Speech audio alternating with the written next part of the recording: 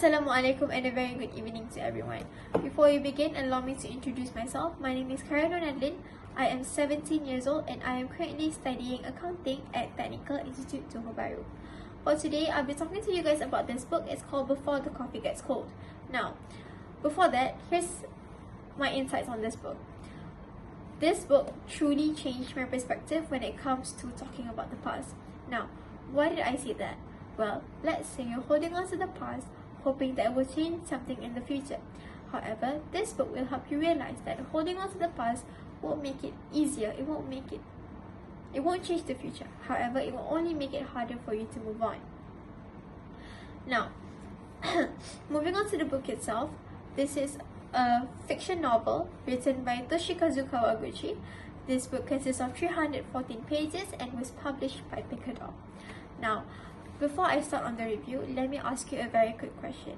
Have you ever wished you could travel back in time? Maybe you want to fix a mistake or you want to revisit a very special moment. What if you had that chance, but with a time limit and a very strict rule? Would you take it? If your answer is yes, imagine a tiny cafe hidden in the streets of Tokyo, where time travel is possible. In the book Before the Coffee Gets Cold, 4 guests visits the cafe in hopes to revisit their past and to catch a glimpse of their future. Now, you might be wondering, what are the rules, right? So, for one is you have to sit in a specific seat. This specific seat is often occupied by a woman in a white dress, otherwise known as a ghost.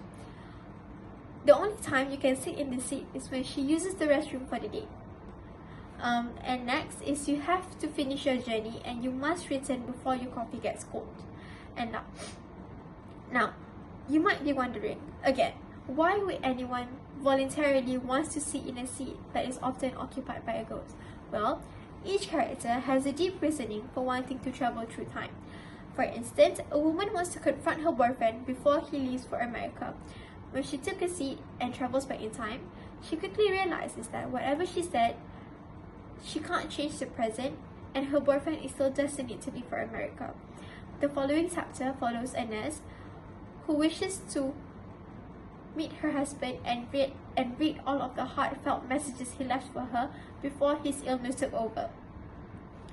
Other than those two stories, you also have a story of a woman who wishes to meet her sister, whom she had a falling out with before she passed away.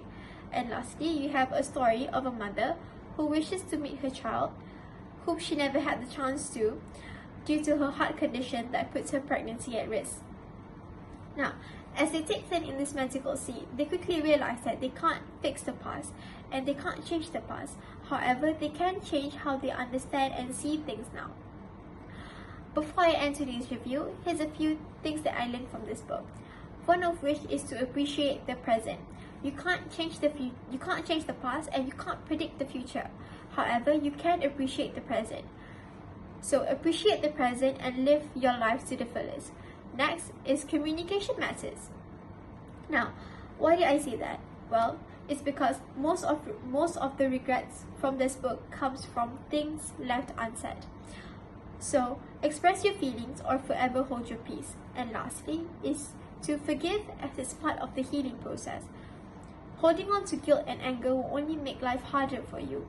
You can't live your life to the fullest if you're angry towards someone. So forgive so you can live your life to the fullest. In conclusion, this book teaches us that we don't have to fix the past. We just need to understand it. And sometimes what we truly need is some closure. I think that is all from me today. Thank you for listening and have a very nice day ahead.